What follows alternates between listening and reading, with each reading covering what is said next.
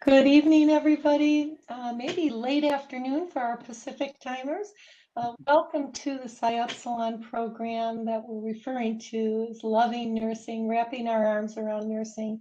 I am delighted to introduce our speaker this evening, Dr. Peter Johnson. Those of you that are on faculty at WGU may recall that he provided a wonderful keynote speech at our April CHP Summit, but he is internationally known for his work with JPIGO, an international NGO, non-government organization affiliated with Johns Hopkins University, where he's served since 2006.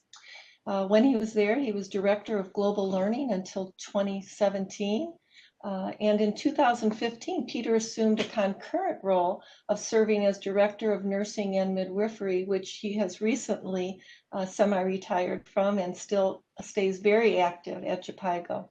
In August of 2018, he was promoted to the role of Senior Director of Nursing and Midwifery, where he was assuming overall responsibility for shaping JPIGO's strategic support to nursing and midwifery workforce in low and middle income nations.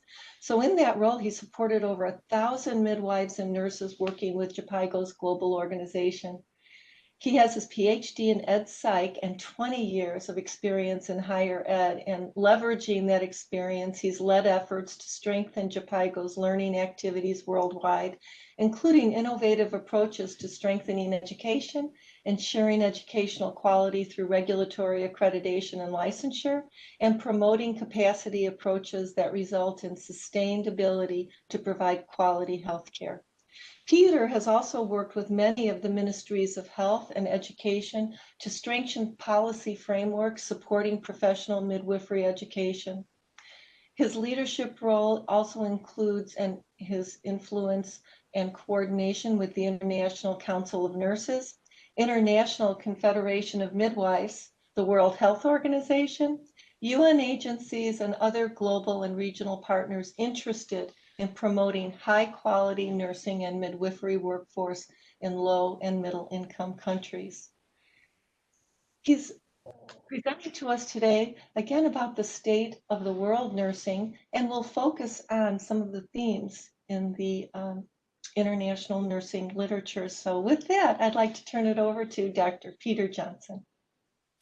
Hey, and Carol, if you wouldn't mind keeping your video on, one of the things in this remote presenting that I find challenging is to not have anybody that I'm talking to. And thank you for that. It's always embarrassing to hear the introductions, but welcome. I'm thrilled to be asked back to present to Sigma. What I understand is a really large and diverse, chapter that that all have some, or I suspect most have some link to Western Governors University. I just want to say briefly that Carol said that I completed a PhD in Ed Psych, and I want to say when I was doing my education studies back in the 90s. It was the first time that I had really heard of some of the innovations that were coming out in the literature around Western Governors University. My colleague who's at WGU told me about WGU recently, Phil Tarantino, who's online, and I started teaching in a distance program not too much after that time.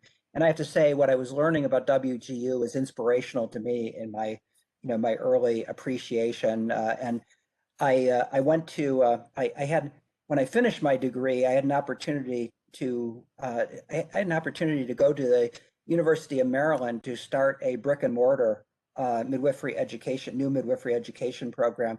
And I was there for about 2 years and realized that I didn't know my students nearly as well as I knew them. And for whatever reason, the students were less comfortable approaching me in that brick and mortar traditional education environment than they were in the distance program that we were doing. So thank you all to WGU for being the the edge runners, as they say in nursing and other nursing organization, and the leaders. In addition to all the things that Carol said, I'm also a father, a pappy, and a dog, and a new dog daddy of a 15-week-old Labrador Retriever, who is who's in the background somewhere here. My wife is supposed to be home now, and I'm hoping that he'll stay sleeping. But Carol said no problem because you have cats crawling across the table and other animals, and and if it's fine with me, and I just ask for the same understanding. Um, so let me start by saying, again, a little bit of an apology. I know many of you are WGU faculty and may have heard me earlier in the year when I was talking about state of the world nursing. Some of the slides that I'm using are duplicate. I went back and forth about this. My goal here is to keep this conversational and to really dive in and focus on some of the policies that the policy implications that were front and center as the State of the World Nursing Report was released. But I thought it's been a while since I presented this. I don't want to assume that this is like front and center on your mind as you're busy teaching or learning every day. So I will be kind of starting from the beginning, speeding up, and then hopefully, if all goes well, I'll leave a good half of this for conversation. So with that, I will go ahead and get started. But now my screen is not moving. Do I have to? I'm wondering if I have to start sharing my screen again, Carol. Yeah, you should just be able to hit your now enter it's key. working. There you go. Okay. Good. Thank you. And thanks to Michelle for all the help prepping here for this. That was great. Just a bit about JPIGO. Carol said I work for an international NGO that's affiliated with Johns Hopkins University. JPIGO is kind of uniquely positioned as I think we're the only international NGO that is led by a nurse, and our president Leslie Mancuso always says that she's a nurse first and a CEO second, and she really has provided me over the past many years a great platform to influence nursing and midwifery around the world. We've done a lot of work. Our roots are in maternal health, but we do work across the health spectrum, and I want to say that as we talk about, it's an interesting time because as we talk about state of the world nursing that was released almost a year ago in April of 2020, we're now prepping for the release of the third State of the World Midwifery Report, which will be released by UNFPA in ICM in May of this year at the World Health Assembly, and then launched again for a second time at the International Confederation of Midwives meeting in June. So kind of an interesting time with nursing and midwifery, with one of these reports kind of being trailing and the other one arising in a world where there's still lots and lots of connections between nursing and midwifery, and honestly, probably a fair amount of angst between the professions that I think is an issue that I'd like you to be thinking about when we start to talk about leadership later on. So I talked about this, what we do. We have offices in over 40 countries around the world. We're an organization that really is driven by health professionals and public health leaders from within the countries that we work. So been interesting during the COVID year. I have not traveled to any of those JPIGO countries since in over a year. And just like you and everybody else, we've had to learn how to do our work remotely. And it's been interesting because people have, I think it's allowed some capacity to surface that I think people would have been afraid wouldn't happen, but it really did as a midst of this. And people have been able to meet us in the countries we work, have been able to meet us more than halfway. In fact, I remember doing a state of the world nursing orientation for Uganda, and I was impressed because I realized that I was talking to people from throughout the country. There were people that were sitting around a conference room in 2 different hospitals in different health districts. There were people from the Ministry of Health. There were people from the Nursing and Midwives Council, and they were all having this conversation. And I thought, boy, this is better than anything that we've ever had before. So again, talking about COVID opportunities, I think we have seen some of those. And ultimately, we're an organization that wants to enable that kind of, we want to really promote self-reliance and lead from behind. So this is the countries that we're in. We have a heavy load of nurses and midwives.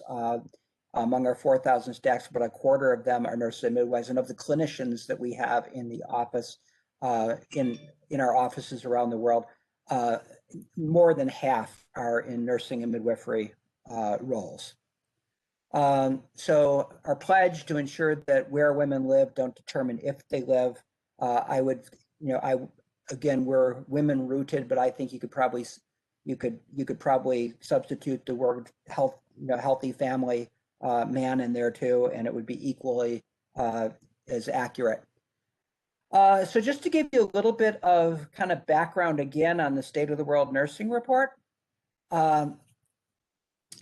this uncovered many of the things that the global report uncovered many of the things that we anticipated, that we already knew, and that is that we have a massive shortage of health workers around the globe, and that of those that nurses and midwives make up well over half of the global health workforce.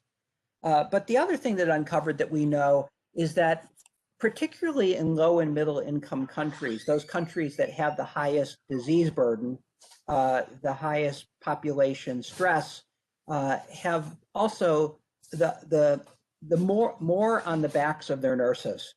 80% of primary care services in Africa and Southern Asia, low and middle income countries, are delivered by nurses. And frankly, from an education perspective, and as we start conversation, the nurses often do not have the access to the education that prepares them for that role.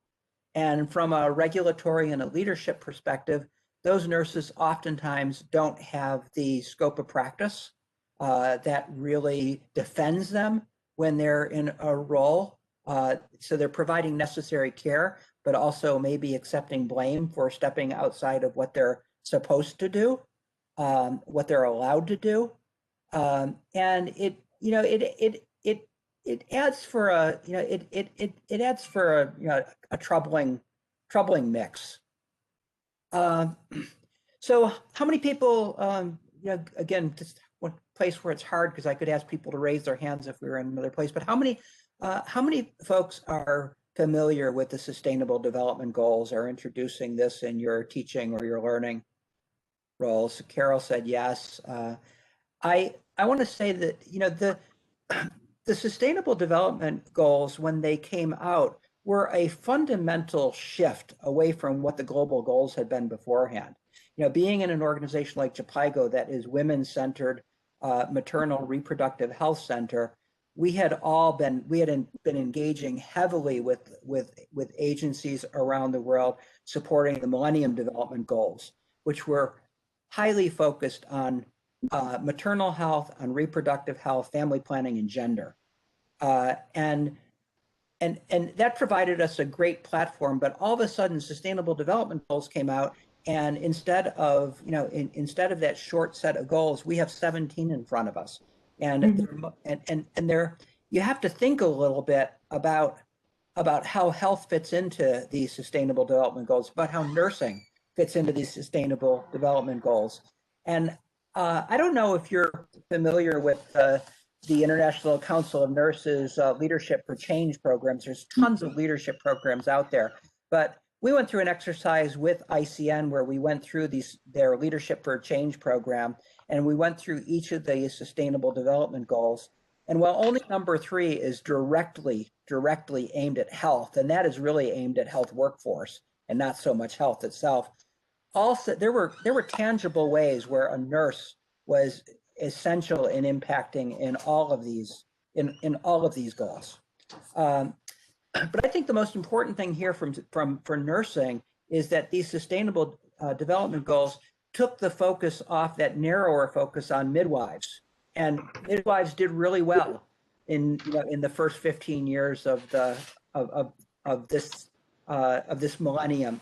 They there were two state of the world midwifery reports that were released in 2011 and 2014.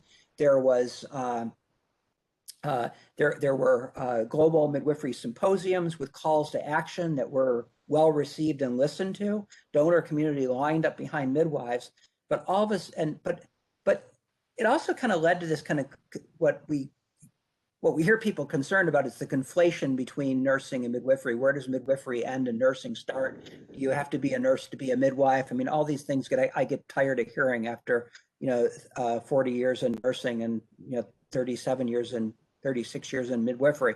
But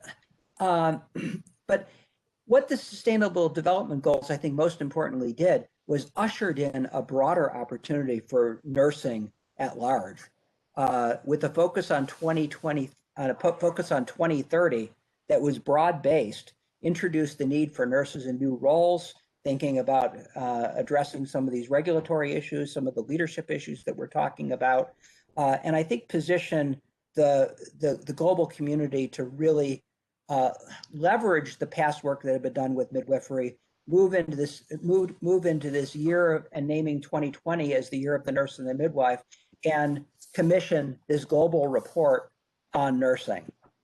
So again, talked about this sustainable development goal. Keep in mind that by 2030, the goal here that everybody is trying to achieve is what WHO is referring to as their triple billion goals. And the most important overarching of those three goals is universal health coverage, people having universally having access to care. And I'd like you to be thinking about, do we have that in the US? How far are we away from universal health coverage here? And that means 1 billion people benefiting from being able to access care when they need it, where they live, regardless of their income. And then the other is billion people just living healthier lives. And again, I wonder sometimes whether or not COVID as a pandemic has driven us a little bit more towards a self-care norm. Some of the things that we've emerged with telehealth and people being able to carve their own pathway out to better control their access to care and treatment. I wonder if that has helped with that billion goal. And then the third is addressing health emergencies. A billion people that are living in Texas today with the infrastructure problem, and having health emergencies and not being able to get there because the roads aren't in place. But also think about people in human and man-made disasters. People living on the Syrian border, displaced people, whole range of need there. So sure, you were all engaged in the Nursing Now campaign.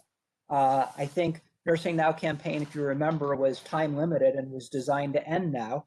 The Nursing Now campaign was a primary partner in the State of the World Nursing Report, and an important partner, but their role, they are going to go away.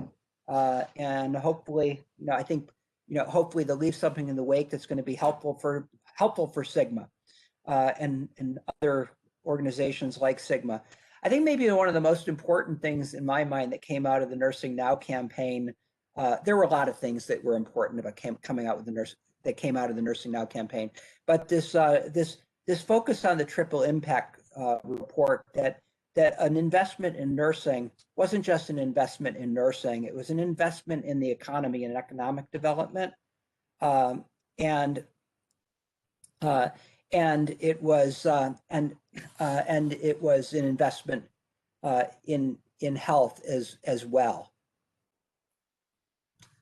So 2020, the year of the nurse and the midwife, I won't go into this because we're going to be talking about it.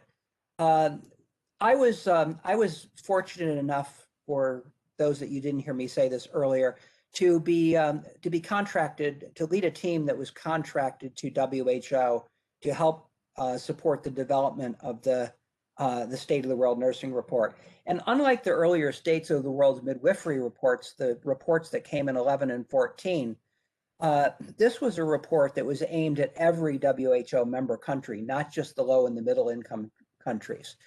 So this gave probably the first and the best overall snapshot across the globe.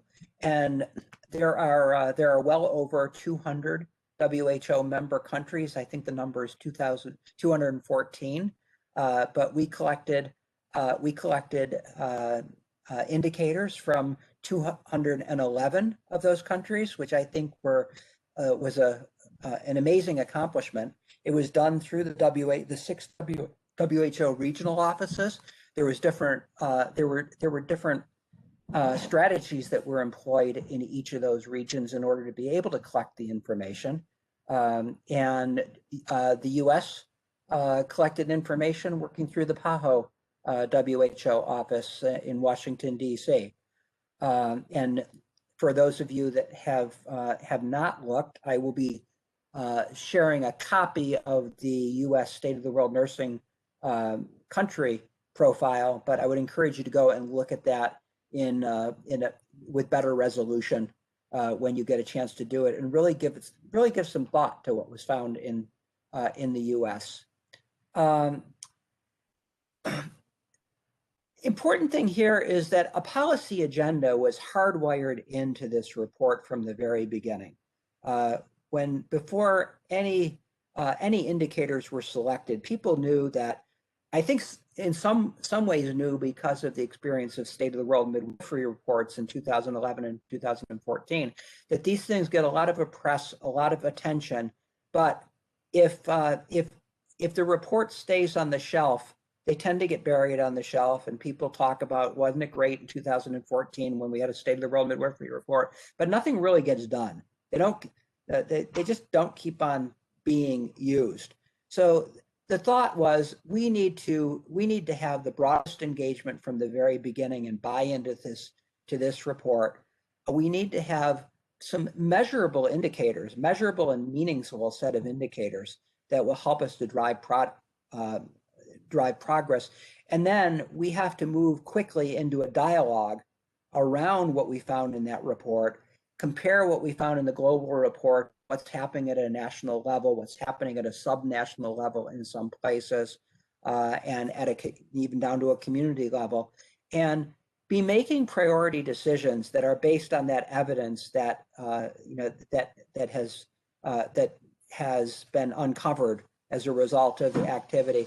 And ultimately, what we need is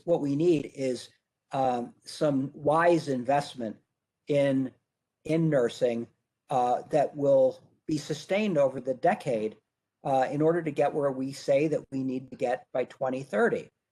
We need people to kind of put up or shut up. And I have to say, the unfortunate, the bad COVID moment is that with ministries of health around the world, with nurses around the world, to a certain extent, even with partners like WHO and ICN, it was hard to compete with policy dialogue and COVID. People just didn't have the bandwidth to be able to do what we really thought we wanted to do quickly.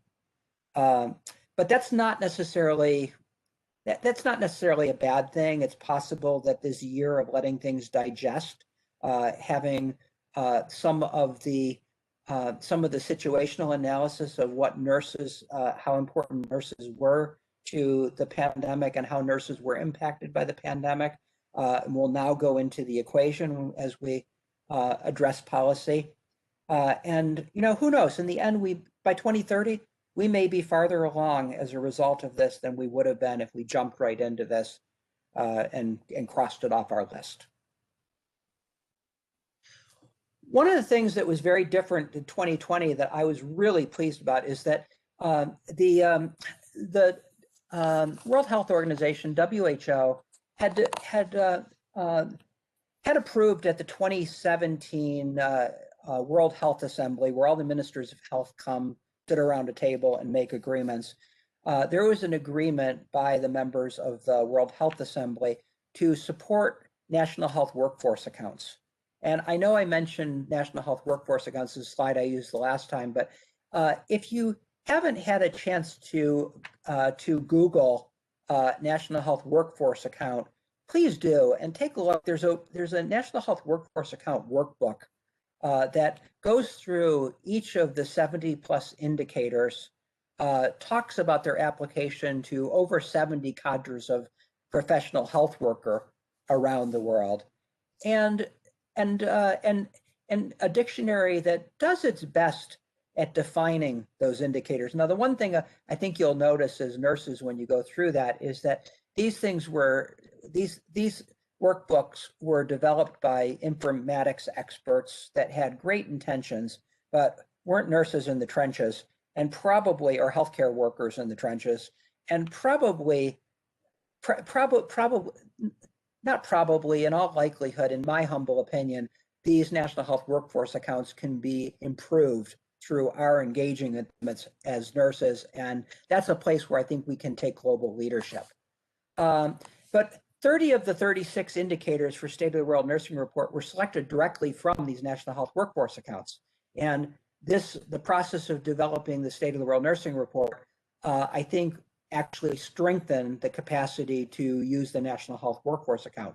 So the good news is we probably have more reliable information on nursing than any of the 69 plus other cadres that are being looked at around the world. And that's a good thing. And I would say midwifery, we have probably that too, because they also use the national health workforce accounts as a platform. So these were the things that we looked at, and I'll just let you peruse this slide along with me. But again, 30 of these came from the National Health Workforce Account. 6 were supplemental that were selected by the steering committee.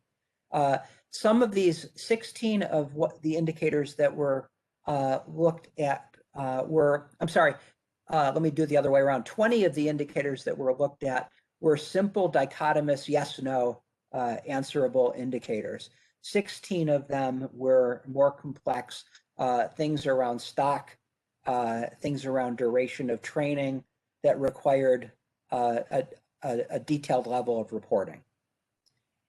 This was a nurse-driven report. We got information primarily from the nursing leadership. And I'm not sure how many people are familiar with the term a quad, but it was, there's a meeting that WHO and the International Council of Nurses and International Confederation of Midwives every other year at the World Health Assembly convene nurse leaders. And when they convene the nurse leaders for their meeting, they call it the triad meeting. And those leaders are members of the triad are the registrars or the presidents of the nursing council, the heads of the associations, and the chief nursing and midwifery officer or chief nursing officer from the ministry or government. And a couple of years ago, US CDC sponsored a project called the African Regulatory Collaborative that was designed to strengthen nursing in sub-Saharan Africa and the infrastructure. And they added a member of the member of the triad, the educator, and made it the quad. So they coined this term, and it was really the quad that was convened to be able to produce and triangulate and validate that was going into what was requested in the indicators was as right as could possibly be. And they worked with a focal person from the government that had been trained to use the National Health Workforce accounts to enter the data.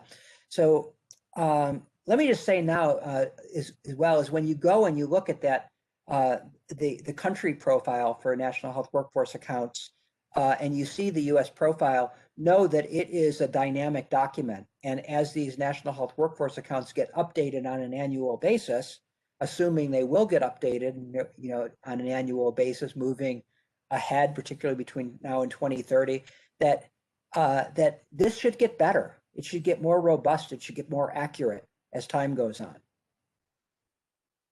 So really quickly, some of the high-level findings in the report, and again, I can't overstate how important this report is in terms of an opportunity if we keep on using it and coming back to it as a Bible between now and 2020, between now and 2030. So one thing that's happening right now that I will say is that WHO is developing its new strategic directions for nursing and midwifery strategy paper. And I don't, if you're not familiar with the WHO nursing and midwifery strategy from 2016 to 2020, it's worth going and taking a look at, kind of seeing what the priorities have been. It will sound, you'll be able to see how lots of that drove what happened in the year 2020. But they're doing a new strategy right now, and that strategy is out for commentary. So if anybody, if folks at WGU would be interested in in being part of the commentary, I can see about making some connections here. I think particularly on the education side, it would be very, very well appreciated. And honestly, I don't think you'll find that draft yet on the WHO website if you go there. So anyhow, some of the things that we found, and again, around the three themes that came out of the report, and I think probably we went into the report with these three themes in mind. That is the importance of education and educating people that were fit for purpose, making sure that education was accessible, acceptable, and of sufficient sustainable high quality. Employment, I think there was a lot of assumptions about nursing employment, employment today and tomorrow, that were based in really assumptions that people outside of nursing had about what nursing was in the past. And the third theme was leadership and the need for a leadership, not just nurses leading within the profession of nursing, but nurses getting out of the nursing sandbox and being part of interprofessional leadership teams and leading those teams. Sure. So one thing we found is that there are many, many definitions of a nurse around the world. And it's hard to nail down what a nursing professional really is. There are, think about from even in our country, the associate prepared nurse, the diploma nurses and associate nurses and bachelor nurses, and now master's entry programs for nursing. Johns Hopkins now doesn't, basic nursing, you have to have a degree to get in, and you graduate with a master's degree. A lot of advanced practice programs are moving a doctorate. Just to kind of extrapolate that out to, the global stage, where, in some context, language specific, there isn't even a word for nurse. But certainly the functions are important. No surprise that the people that need nurses the most, that have the highest burden of disease and public stress, are the places where you're less likely to find nurses, and that nurses are likely to travel from be produced in those places that need nurses most, and travel to places where they'll have a better opportunity for themselves and their families. And the highest projected need for nurses were in those places that had that had the means to produce nurses. And that's ironic because there's, while there wasn't projected need reported, we know that there is functional need for those nurses. Perhaps the work just isn't being attributed to nurses in a formal sense in those countries. We are a country, one of the few countries in the world that have an aging population of nurses. Nurses tend to be young in low and middle income countries, and nurses tend to be, aging out here. You can see that the amount of education that they're required to be a nurse varies widely depending on where you are around the world. And I think one of the things that most colleagues in the in colleagues in the US here, and particularly those that are educators, don't really have a handle on appreciation for is how much of nursing in Southeast Asia, in Southern Asia, and in Africa is still at a 3-year vocational level or less. There's interest in moving degrees, but they're not there yet. Most people said they have the basic professional infrastructure is there. They have operational nursing associations. Most have a nursing council or a regulatory body. They said that most said that they had protections in place to support like educational quality through accreditation or entry to practice examinations, and most said they had regulations to support nurses or social protections for nurses in the workplace. But the big but here is that when you look beneath the policy that's in place and what's on paper, and there's a huge need to build organizational capacity for people to be able to carry out the functionary duties that are necessary to make these things work. There's systems in place, they're just not working. Where there was a identified chief nursing officer, chief nursing and midwifery officer, other things were better. These social protections, the regulatory capacity, access to leadership, these things were better where that leadership was. Again, looking under the hood here on the nursing leadership, though, there are many places that you have a government chief nursing officer, but they're not a nurse. They're a bureaucrat. And I was just talking to folks about state of the world nursing in Bangladesh a couple of days ago, and a colleague at WHO, who is a nurse, was saying that that in the Bangladesh government setting, you cannot talk about nursing leadership because nurses are not supposed to be leaders. You can talk about management, you can talk about administration, but don't talk about nurses and leadership. They don't want to hear about it. And then they proceeded to say, well, there are some men in nursing that it's okay. And as a man, I'm thinking, what's wrong? What's wrong with this scenario? And that leads into no surprise. Most nurses around the world are women. Higher percentage of men in Eastern Mediterranean and Africa region, but mostly female. We fit into that in the U.S. Doesn't seem to change very quickly, and there are huge gender element impacts leadership. It impacts employment. It impacts everything across the spectrum. The report recognized that we're not taking a labor market approach to nurses. We're graduating nurses. We're increasing numbers of nurses in the pipeline without knowing that there's going to be a what's called what's the word I'm looking for? There may be a documented need for nursing in the country from a health perspective, but when you look at paid positions for nurses, the slots just aren't there. So people graduate and will sit for a year or more. It begs the question is, are they competent? Has their education been wasted after a year of sitting postgraduate without getting a job?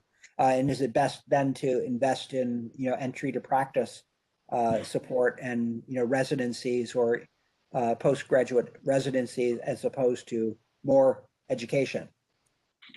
So I'd like to drive now for the next 20 or plus minutes that we have, and as usual, I apologize, I talked longer than I anticipated that I would, about this theory of change and policy dialogue. And if you can, I'd like you to think about this from your perspective of a nurse, whether you were, if you went to school at Western Governors and you got exposed to this very learner-centered, out-of-the-box, innovative model of nursing education, want, I want your perspective of how to replicate that, what you might be able to, how we could replicate that here in the US, how you can replicate that in places around the world. And you're all doing something in nursing. I would, most I assume are actively engaged in nursing. So I'd like you to think about the employment of nurses in your own community.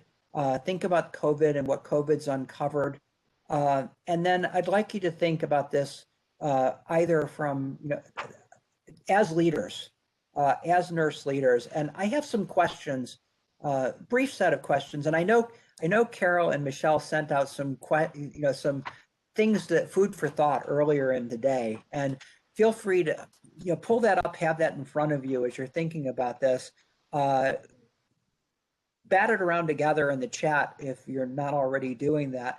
And think about these questions, these broader questions that I'm going to throw out here. I'm going to start with education. And before I do that, I just want to introduce you quickly. This is the U.S.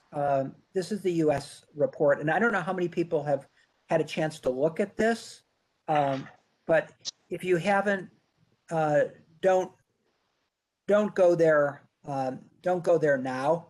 But just know that again, gender distribution. First of all, on this left, just to help you to walk through this, on this left, these were kind of these dichotomy kind of regulatory yes/no questions that we're able to ask, and you can see that we have all those social protections in place in the U.S.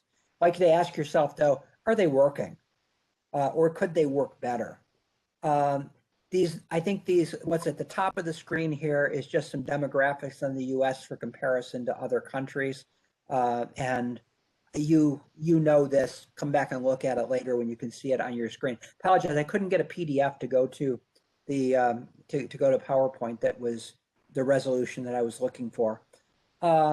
There's information on nursing stock, and you can see, we have, in line with our policies around stock, we have reported to the State of the World Nursing Report, to WHO, that we have enough nurses right now, and we don't anticipate a big change of need for nurses between now and 2030.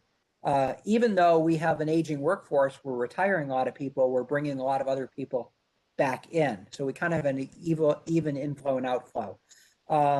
You can see, like I said, we need to make nursing more attractive to our next generation, and you can see that we need to make nursing, more of a gender, less. I always have a hard time saying this as a man that loves being a nurse and a midwife, but the gender in our profession is essential, and at the same time, or paradoxically, we need more men to feel like that feel comfortable with that gender, in gendered profession. So I won't go into any more of the details, but please take a look at this and continue the conversation. So I'm going to turn it over and hope to hear from a few people here. And Carol, you helped figure out how to best do this, but here are the questions. Are we educated nurses? Are we educating nurses that really are fit for the future, given what we know the future is quickly? And think about the future in 2030. Our goal for universal health coverage. Are nurses going to be doing what we're preparing them to do now in 2020, 2021? Yes. Before we move into the conversation, Peter, are you able to put your camera back on? We lost you early on. Oh. I just didn't want to interrupt you. Will it come on? Here I am. I didn't notice. There you go. Welcome. Not that I have much to look at, but thank you for telling me. We talked about educating nurses in the first question, and I will let Jeanette kind of facilitate the conversation, but there was one comment in the chat. We are bringing up more nurses, but what about nurse educators? And that kind of speaks to the ability to educate future nurses and having enough nurses graduate, particularly in those countries that need them the most. And, I would add to that, if you look at like our CCNE accreditation, requirements for nurse educators. Are we really doing? Are we really taking a hard enough stance on how well nurses need to be prepared for that educational role? And I would ask in terms of those educators that are, addressing the theory part of nursing education, or the, post-nurse licensure part of nursing development, and those that are doing, the clinical, whether that be pre-licensure or advanced practice. Mhm. I wonder sometimes. It's true. Well, and I think that very often, I know when I first started in academia, I knew I was a great teacher. But what was interesting is I really didn't know the instructional theories, what the foundational principles to being an educator, but I always was and enjoyed teaching. So I think that as many of the specialty degrees are focusing on education, I know ours in particular uh, shifted more into a traditional faculty preparation, curriculum development, instructional strategies. And I see Janine also posted, we've got several questions. Um, Jeanette posted, for nurses still in practice, are the nurses with less than 1 year of experience able to handle the COVID situation? That's a good question to talk about. And then also the trauma-informed care. The pandemic brought to the surface the need for resilience and self-care in nurses. And WGU is building trauma-informed care into our educational programs to prepare our future nurses for the very real problem of burnout. Thank you, Janine. Sure. Can I ask a question back for whoever that question, that trauma-informed care? What's your read on how many other how many other education programs are joining in that effort and making that available? And and I wonder whether or not that's something that's been universal and could be used in so many places around the world. Yeah, I'll defer to Janine. Thank you for that. Wonderful. And I'll talk a little bit about some of the systematic review work we've been working on. But yeah, please speak, Janine, about that. Absolutely. Our core textbook that we're using to that class is actually a Sigma publication on the influence of psychological trauma on nurses. I have not talked to other colleagues who are specifically focusing on trauma-informed nursing, but I have noticed that there is a growing trend to include self-care and resilience in curricula, especially for pre-licensure curricula. Yeah, we've got an international group that we're working on some research for a systematic review, primarily about joy in work. And what's interesting is there's just a paucity of information about that, but so much of the articles, 8,000 of them, dealt with trauma-informed, of course, burnout, compassion fatigue, the importance of self-care, and several articles in other countries as well were talking about building those skills in students, and when we're teaching them about nursing so that they can graduate with an ability to cope and develop some resilience in the workplace. And then I can't even imagine what it felt like to come out of nursing in the last couple of years when everybody was already in a state of crisis. So when you speak to that education piece, it's not just educating good educators, as Melody pointed out. We don't really graduate educators at the undergrad level. They're clinicians. And yet we all are kind of in a state of educating each other, aren't we? It's turning into a very interesting experience in nursing. Carol, you mentioned that I had just stepped down from my, my nursing leadership role at Chicago, and I've been, since that time, I've been working on a USA Global project, and what we're being asked to do is really look at the sticky problems around the world and come up with good guidance. And one of my colleagues is working on on nursing and health professions as a whole, but again, always opportunity there when you see the amount of the amount of health workforce that's nursing. Anyhow, this colleague is looking at mental health and how mental health has been impacted by COVID, and how to, good guidance on addressing that. And, anything that you had that you would be willing to, to share would be, much appreciated. I could be happy to make that connection. That'd be wonderful. Yeah, it's I'm really excited because we have several of our chapter members that are in the clinical setting right now. Several of us are in faculty positions as well. But those of you that are working in clinical, what's your experience in terms of, how has your education changed you in terms of approaching your practice? And do you see that as, speaking to the labor and the market? How do you see that as changing your marketability or your ability to change the nursing market? Good question. Who'd like to jump in? It's okay. You don't have to come on camera. Anybody like to respond to that? Hi. So asking for those of us who work in the clinic, I work in an outpatient oncology clinic, and so which is a high stress job as it is, and then adding in a pandemic, our patients are extra vulnerable. I guess from a marketing perspective, we've become innovators. I mean, we've really had to, our clinic on the fly, we now have an urgent care clinic to keep people out of the ER. That was practitioner driven, but also nurses were involved with that. Even how we go to work, some of us work from home so that less of us are exposed, and our teamwork has changed and how we support each other. Even just learning how to triage. I mean, we had to learn a whole new way to triage,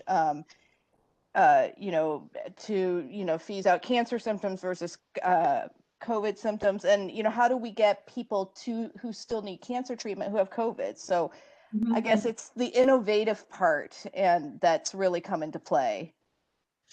Yeah. Oh, go ahead.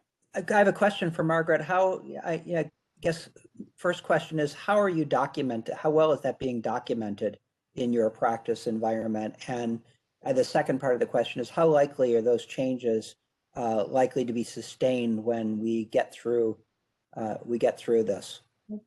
Oh gosh, it's hard for me to answer that. I can say right now, what a lot of us feel is very exhausted. It's kind of hard to take a step back. As far as what's documented, we've created policies, but they seem to change every day.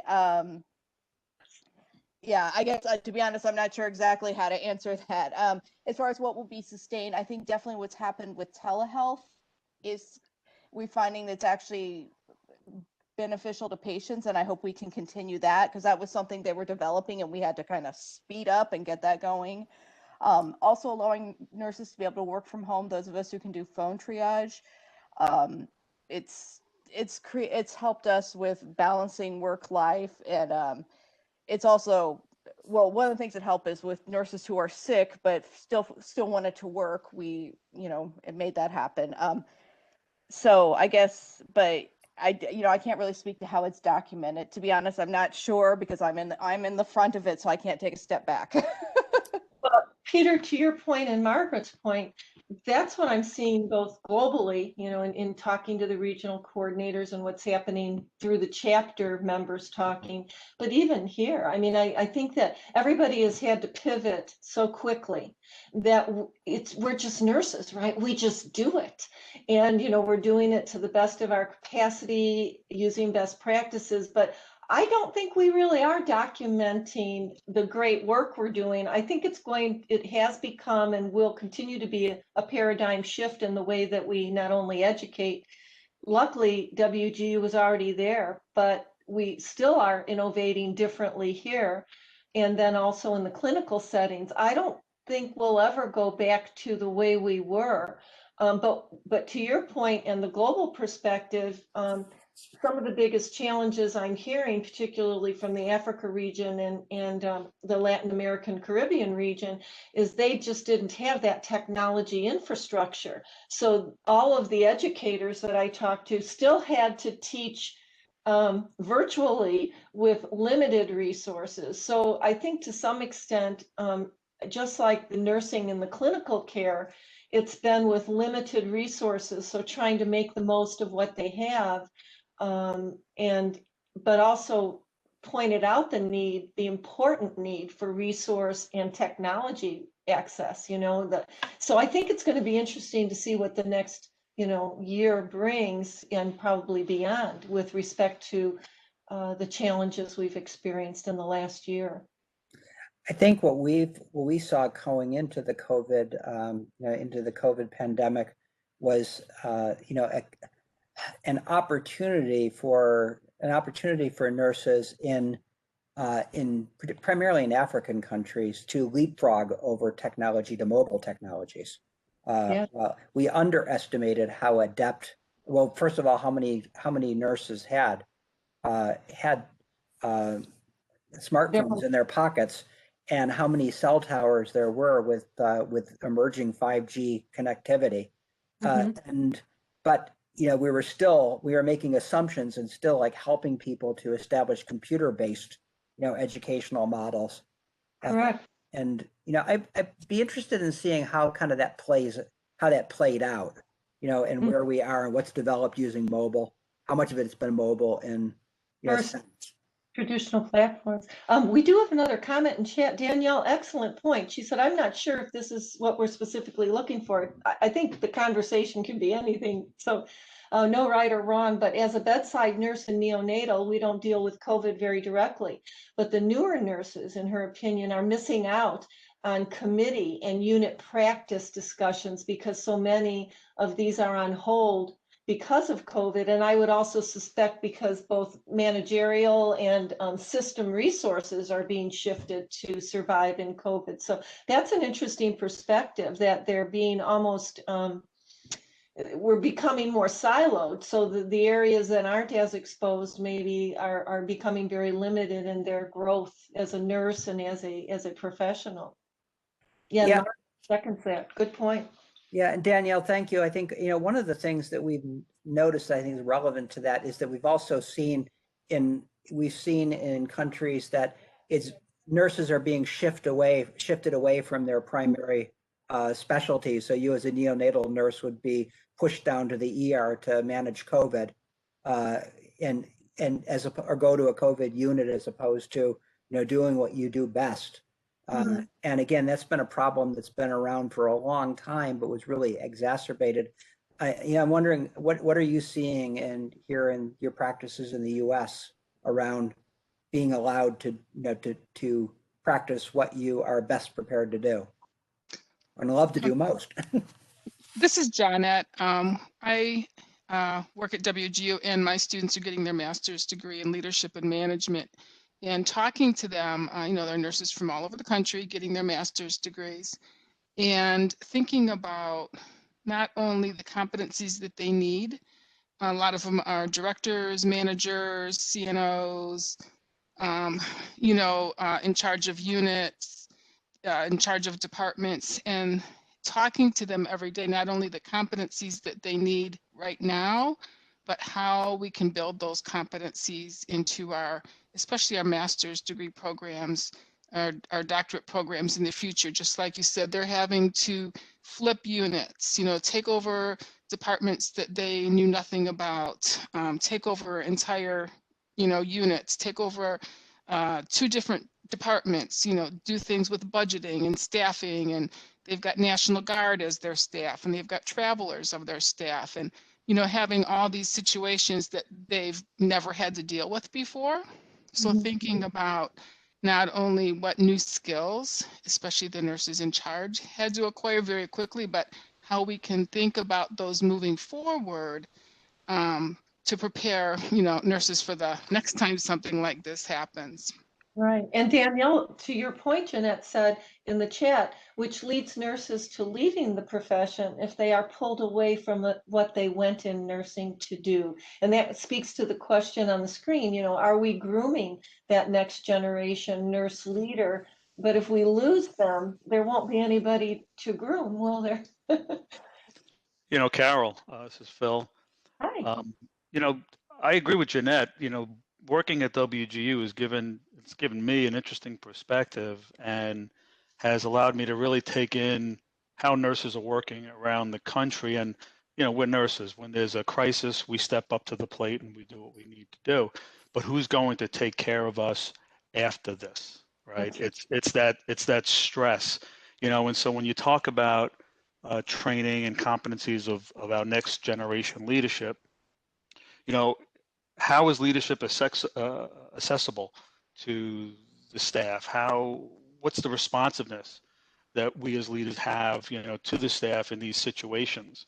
You know, how do we promote, you know, I'm seeing nurses they're physically clocking in, quote unquote, to work, but they're emotionally clocked out. And that's going to catch up to us, and that's going to be a problem post-pandemic. And so I think, you know, we need to think about how to handle that crisis, that potential crisis, and what are our current leaders and our next generation leaders going to do to make us grow, right? To help us and support us.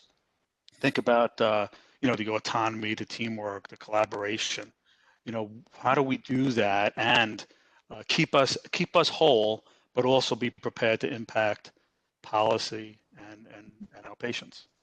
And absolutely, and that to your point is what Margaret was saying a little earlier is we're kind of just doing, right? And we aren't, so now is the time to start thinking about what we are doing and what impact this is having, not just in terms on the individual practitioners, but also on leadership and educators to make sure that we're teaching skills to not only survive but come back from this. And Right, like an engaged staff is not a staff that necessarily has to do more, but they have to be valued. exactly.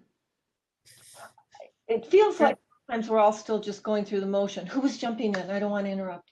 Well, I just want somebody else to jump in, but I just wanted to quickly say to Phil's point, you have an incredible perch as, you know, as faculty at WGU,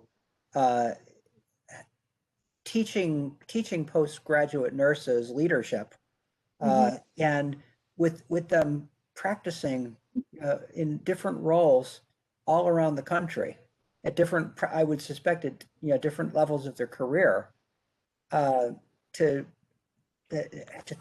try to, you know, try to understand the nuances around this. That just occurred to me that, wow, what a great opportunity. We hear wonderful and tragic stories. We've got several other people in attendance. Who else would like to contribute? Ruth Ann, would you like to come off mute and share what you were saying in the chat? Yeah, hello. I was just wondering, is nursing going to be at that table? Because it seems in terms of leadership, we've always had almost an honorary seat at the big boys table, as we used to call it. But now with the COVID pandemic, hopefully soon to be in the rearview mirror, will that garner us more participation, or do you think we'll just be, you know, again, at the high chair at the big boys table, so to speak? That's a great metaphor, Ruth Ann. I have a strong, like this is I have a strong reaction to this through COVID. And one day I spent, and one evening I got my laptop out and I went through state by state and I just did a Google search on COVID task force. It was when I noticed that our new President Biden, who I'm a big fan of, I'm one of the 62% supporting him for sure. I think he's doing a great job. One of the things he didn't do well is he didn't put any nurse on his COVID task force. He had Mary Wakefield is on a health task force, but in terms of COVID, he didn't see nurses as being, you know, as being, you know, worthy scientists to be part of, you know, to be part of that process. So I went. Yeah, I saw that. I actually saw that, Peter, which is why my next response was "Build Back Better?" ? Yeah.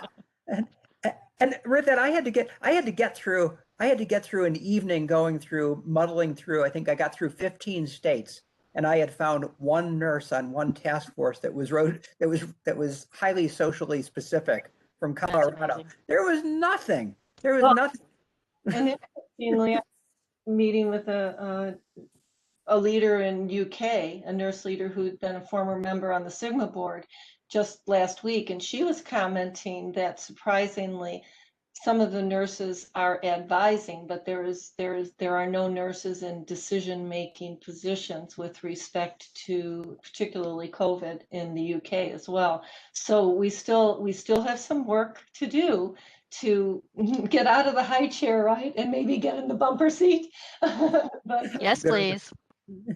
I'm gonna remember that high chair metaphor. so who else? I know there's several other people in the room who are very good talkers. Several of them are on my team. So what else would you like to share? We hear wonderful stories and sometimes tough stories from our students. I'll chime in here while I have you guys brain to pick that has so much experience as a student myself.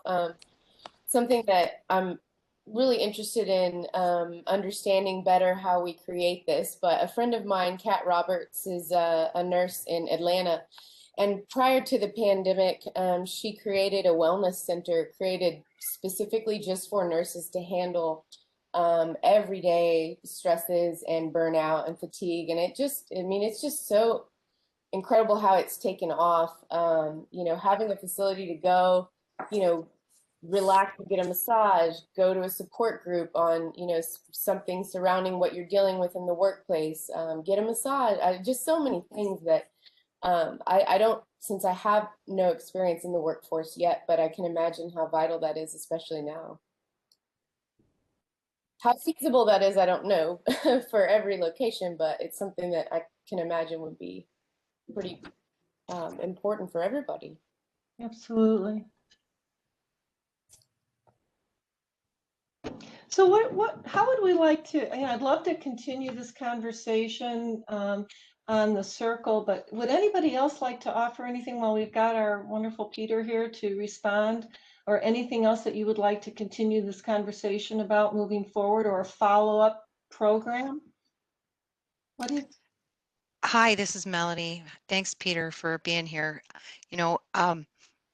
Maybe this is opening up a can of worms, but we've identified the problem there. If all of these states and national task forces don't have nurses on them, what's the first step in changing that? Well, a really good question, and I don't have an answer. I don't think that it's just I don't think it's just an externally driven problem. I think I think probably we agree we got to look at ourselves as well.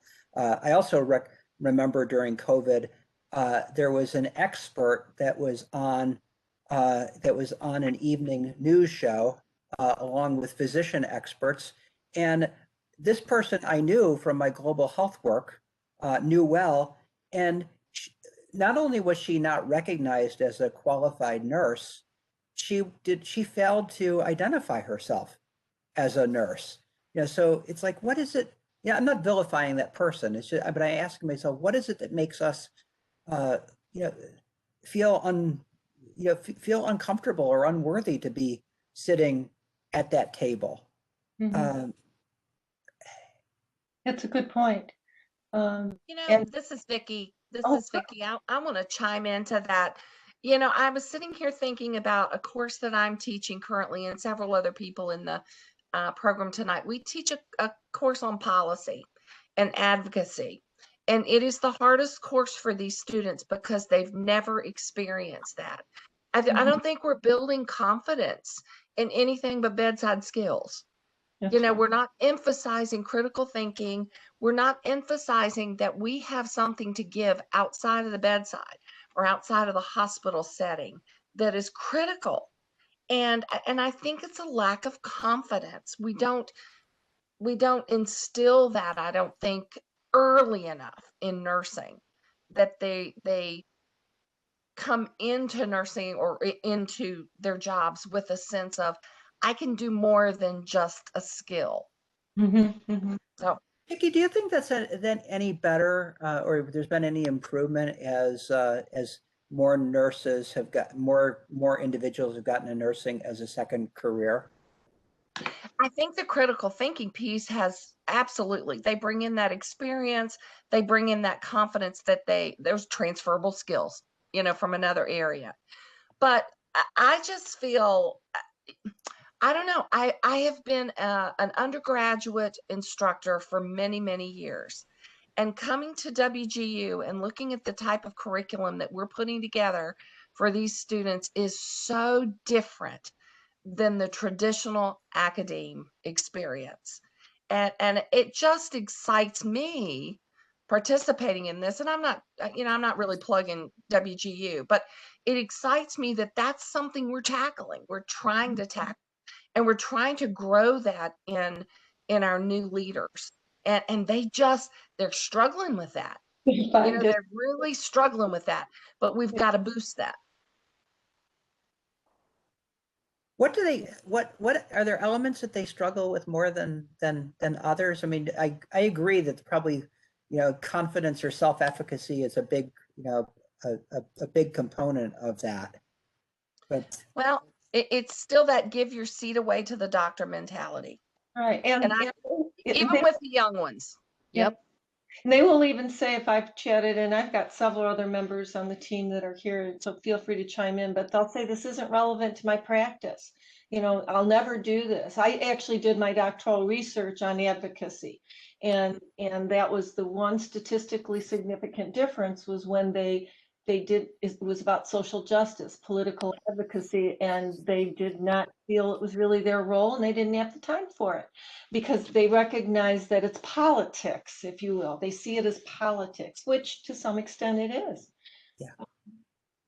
Part of it too is getting beyond the crisis mode, right?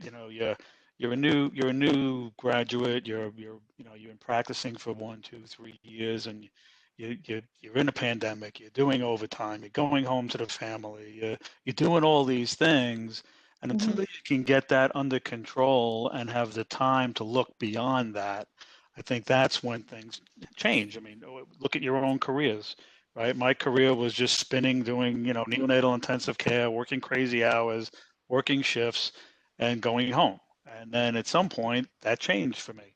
I was able to say, all right, I have confidence now, and I have value, and I can do this or do that. And yeah, I mean, leadership and policy is about politics, and that's not for everybody, but we have to develop those skills. But you have to be able to get out of the crisis mode first. Absolutely. Get there. That's sorry, Carol.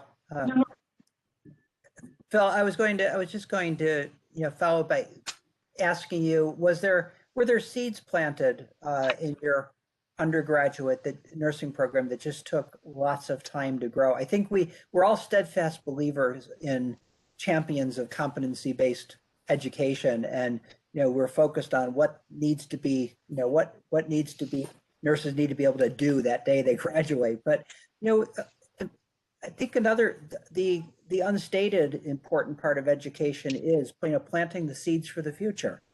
right. Well, and that's the point. I think you both brought up excellent points, is that as long as they recognize that that is a part that should be a part of who we are as nurses, informing healthcare. At any given point, we don't know when that time will be right. And sometimes you don't know when the opportunity might arise, right? Several people, I have one advanced practice nurse on my team who's in a southern state, and because of her practice, she was asked to serve on a school board advisory committee. And so and Michelle had to step away, but she's serving on one of her county boards, but she's been able to participate in offering some health recommendations. So sometimes you just need to be at the right place at the right time and then seize the moment. But you have to have, as Vicki pointed out, the skill and desire to seize that moment, right? Instead of to be the shrinking violet. So I think the more we promote the concept so they're not foreign, the more we instill confidence as leaders. Who's going to speak up? I heard somebody take a breath. Did somebody want to say something?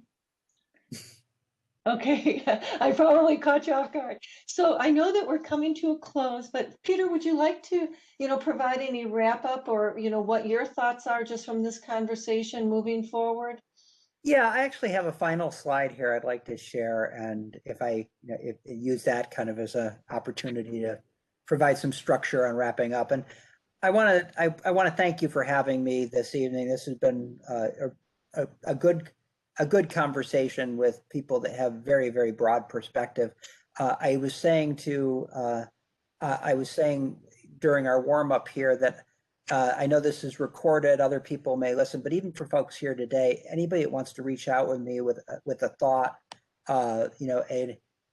particularly a thought around how to connect what you're working on here and what you're seeing here to needs around the world, that would be awesome. And before I forget, I don't want to I don't want to leave without just giving a shout out to Sigma at a national level, and Liz Madigan and Cynthia Vlasic when she was with Sigma, and just say that they were incredibly helpful in leading us through the education component of the State of the World Nursing Report. There was a lot of missing pieces in that National Health Workforce Accounts when it came to nursing education, and they had proactively invested in developing a global nursing education database that I know is still available. And I'd encourage you to reach out if there was a way to maybe kind of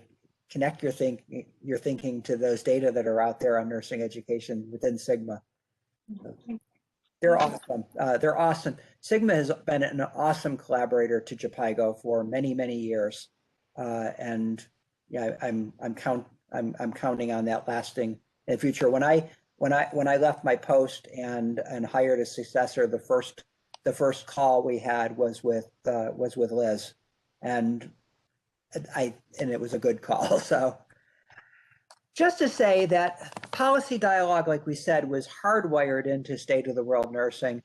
It has been slow. It's a little bit more challenging getting people to want to talk about it, but we also were just talking about how COVID has potentially primed people to come to a table and listen. So we have envisioned this as a three-phase process, and there's a global toolkit. If you reach out to me, I can get that toolkit to you. It's a WHO.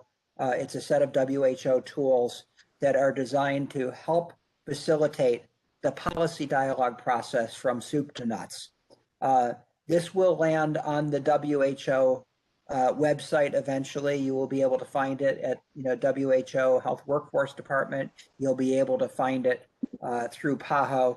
I hope that the day will come soon where I could just tell you Google State of the World Nursing Policy Dialogue and all these things will come up, but it's not quite there yet.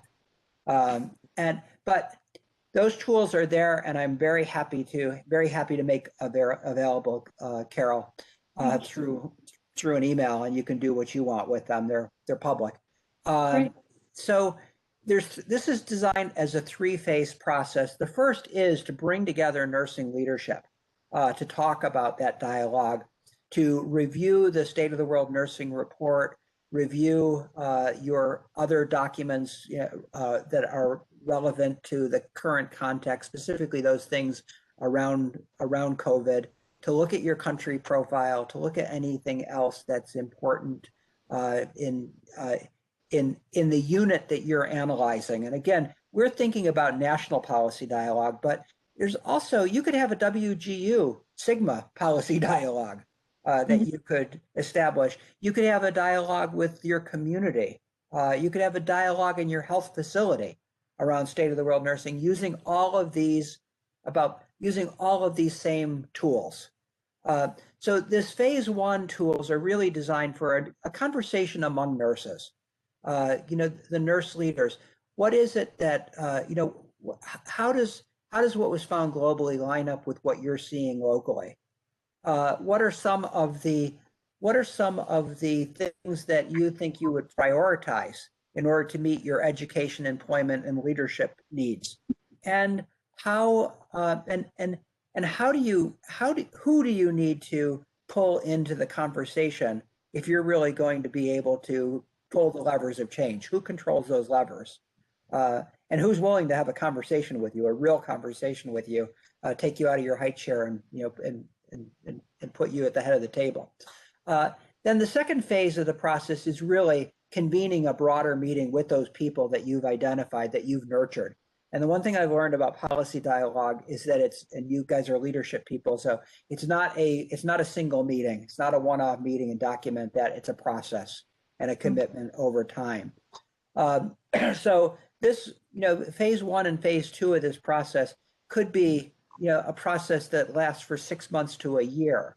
But ultimately, once you've planned priorities and you've planned for action, there needs to be an opportunity to find investments, to make an investment case, to get the resources that you need and get the long-term support. And that support needs to be monitored. So there is in this toolkit a set of impact monitoring tools that can be used through the agenda. So I just want to say that this is this is an investment on WHO's part that I'd love to see capitalized on and utilized, and encourage you to use and provide some feedback on. And with that said, I will say thank you and tell you how much I enjoyed this and how big a fan I am of WGU and Sigma.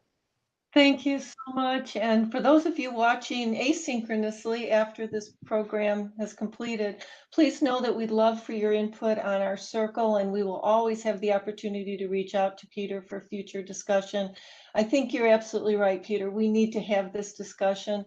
And I would encourage anybody interested in getting involved. The great place to start is locally. Once you tap into your local health department, your local school board, a place that you feel like you've got a connection, always start there, and then sky's the limit. So with that, again, Dr. Peter Johnson, thank you so very much for all of your help. For those of you on our chapter who helped facilitate this event, Jeanette Benson, the Chair of Program, Phil, Chair of Finance, Michelle, our Chair of Communication, and Janine, our President-elect. On behalf of the chapter, I'm Carol Lisk, and I thank you for joining us this evening. Have a great evening. Bye-bye. Thank you.